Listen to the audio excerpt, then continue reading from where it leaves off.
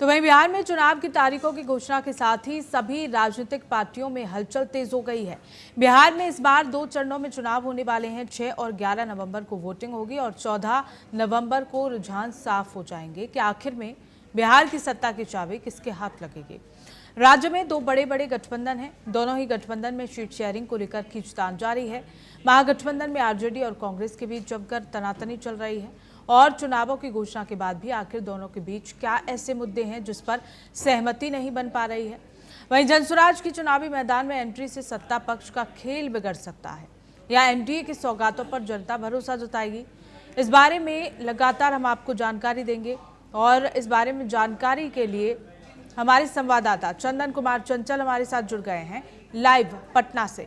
चंदन, तारीखों का ऐलान हो गया जिसका सभी को इंतजार था, लेकिन अब बात जो है सीट शेयरिंग पर अटक रही है क्योंकि बीते रविवार 7 अक्टूबर की अगर बात की जाए तो पार्टी की बैठक हुई। आरजेडी और कांग्रेस में कहा गया था कि सब कुछ सही है, सीट शेयरिंग पर बात हो गई है, कांग्रेस को 55 से 58 सीटें दी जा सकती हैं, लेकिन फिर भी तनातनी चल रही है, ऐसा क्यों?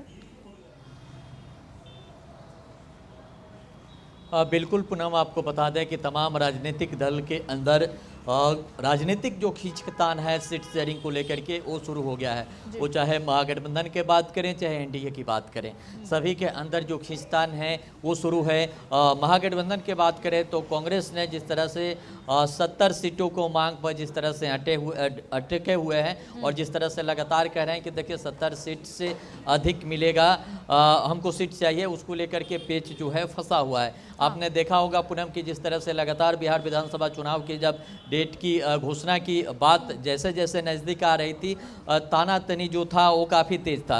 हालांकि वो अटकलें भी अब साफ हो गई और डेट भी घोषित हो गया और 2 चरणों में बिहार में चुनाव होने की चुनाव आयोग ने घोषणा भी कर दी। उसके बाद से जो सीट शेयरिंग की चर्चा है वो काफ़ी तेज हो गई है। हालांकि महागठबंधन में बात करें तो कांग्रेस पूरी तरफ से 70 सीट से अधिक 78 सीट की मांग पर लगातार अटके हुए हैं, लेकिन राजद की तरफ से कहा जा रहा है कि 50 से 58 जो सीट है वो हम देने का काम करेंगे।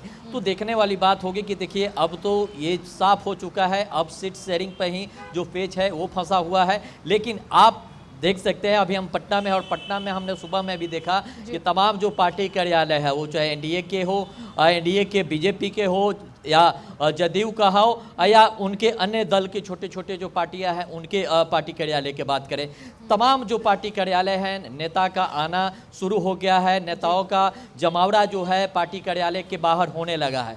लेकिन इसके साथ ही महागठबंधन की बात करें तो महागठबंधन के जो पार्टी कार्यालय है या लालू प्रसाद यादव की जो आवास है 10 सर्कुलर रोड के बात करें, तमाम जगह पर तमाम जो नेता हैं उनका आना जमावड़ा चालू हो गया है। लेकिन जो पेच है अभी भी सीट शेयरिंग पर फंसा हुआ है। लेकिन देखने वाली बात होगी जिस तरह से कहा जा रहा था, एनडीए की तरफ से आरोप लगाया जा रहा था महागठबंधन पे और कहा जा रहा था कि देखिए महागठबंधन में कुछ ठीक ठाक नहीं है, क्योंकि कांग्रेस जिस तरह से सीट के मांगों को लेकर के और सीएम फेस के चेहरा को अब तक स्वीकारा नहीं है और अब तक नहीं कहा कि तेजस्वी यादव ही सीएम होंगे, उन्हीं के फेस पर बिहार विधानसभा में चुनाव लड़ी जाएगी, जिसको लेकर के अटकलें अभी भी लगी हुई है। लेकिन देखने वाली बात होगी सभी की जो निगाहें हैं सीट शेयरिंग पे है। और वो चाहे एनडीए की बात करें तो एनडीए में चिराग पासवान भी नाराज चल रहे हैं, उसको लेकर के आज दिल्ली में बैठकें भी की जा रही है। तो तमाम मुद्दे पर जैसे आपको बता दें कि बीजेपी के जो प्रदेश प्रभारी चुनाव प्रभारी बनाया गया है धर्मेंद्र प्रधान को, उनके साथ और अमित शाह जी के साथ आज दिल्ली में चिराग पासवान की बैठकें हैं। वो भी चाहते हैं कि 38 जिला में कम से कम 38 सीट मिले ताकि हर जिला से मेरा जो एक कैंडिडेट है वो लड़े। लेकिन जो एनडीए के तमाम नेताओं का कहना है कि नहीं, देखिए 20 से 25 सीट आपको दिया जाएगा और एक राज्यसभा सांसद बनाकर भेजा जाएगा। लेकिन देखना होगा कि तमाम पार्टी में जिस तरह से खींचतान चल रहा है, एनडीए के बात करें या महागठबंधन में बात करें, अब 1 से 2 दिन के अंदर में ये सारे क्लियरेंस हो जाएंगे कि कहां से कौन चुनाव लड़ेंगे। वो महागठबंधन में बात करें तो महागठबंधन के भी स्थिति में वही बना हुआ है। एक तरफ जो कांग्रेस है पूरी तरह से चढ़ा हुआ है, तो एनडीए में बात करें तो चिराग पासवान और जीतनराम मांझी के भी बात करें तो दोनों लोग नाराज चल रहे हैं। उपेंद्र कुशवाहा से मिलने आप देखें सीएम के चेहरे को लेकर आपने जिक्र किया, तो तेजस्वी यादव की जो चेहरा है उस पर मोहर लगाने की बात की जा रही है। लेकिन जिस तरह से कांग्रेस 70 सीटों पर अड़ी हुई है और आरजेडी उसे 55 से 58 सीटें दे रही है, लेकिन ये बात भी माननी होगी चंदन कि कांग्रेस नेता राहुल गांधी की जो वोट अधिकार यात्रा थी उसने कहीं ना कहीं महागठबंधन को नया जोश दिया। राहुल और तेजस्वी की साझा रैलियों ने साफ कर दिया था कि कांग्रेस और आरजेडी के बीच इस बार समन्वय पहले से कहीं ज्यादा मजबूत होगा। तो फिर ये सीट शेयरिंग को लेकर असमंजस क्यों बना हुआ है? क्यों आखिर कांग्रेस को 70 सीटें नहीं दी जा रही? तनातनी क्यों?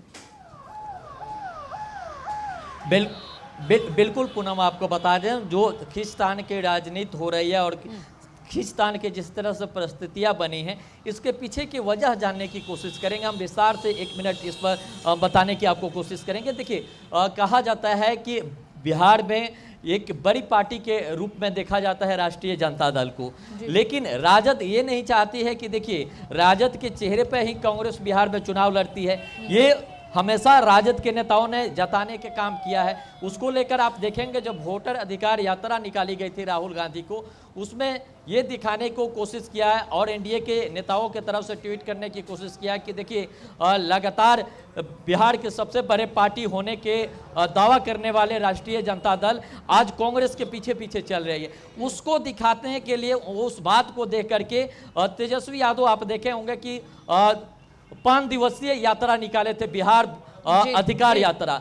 जैसे वोटर अधिकार यात्रा समाप्त हुआ तो बिहार में बिहार अधिकार यात्रा निकाला गया। ये दिखाने की कोशिश किया गया कि देखिए आप जो समर्थन देख रहे होंगे कि वोटर अधिकार यात्रा में जो भीड़ दिखे वो कांग्रेस के नहीं बल्कि राजद के समर्थक थे। वो राष्ट्रीय जनता दल के, लालू जी के चाहने वाले थे, तेजस्वी के चाहने वाले थे। उसको दिखाने की कोशिश किया।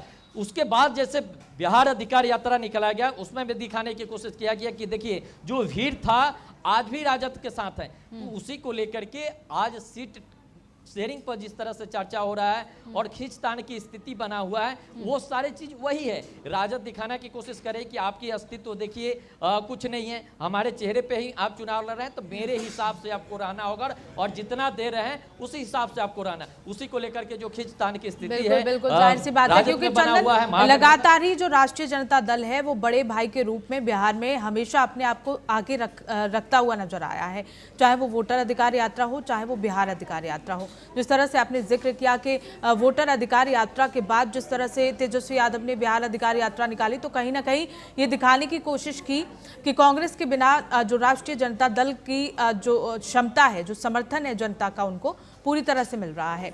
लेकिन चंदन, यहाँ अगर बात की जाए, क्योंकि अब चुनावी तारीखों का ऐलान हो गया है, तमाम तरह के आरोप प्रत्यारोप लगाए जा रहे हैं और सभी की जो नजरें हैं वो सीट शेयरिंग पर जाहिर तौर पर बनी हुई है। लेकिन क्या लगता है कि इस बार कांग्रेस को बिहार में बढ़त मिल सकती है? क्योंकि जिस तरह से कांग्रेस की छूटी हुई जमीन है, खोई हुई जमीन है, उसको कांग्रेस वापस पाने में कामयाब होगी इस बार?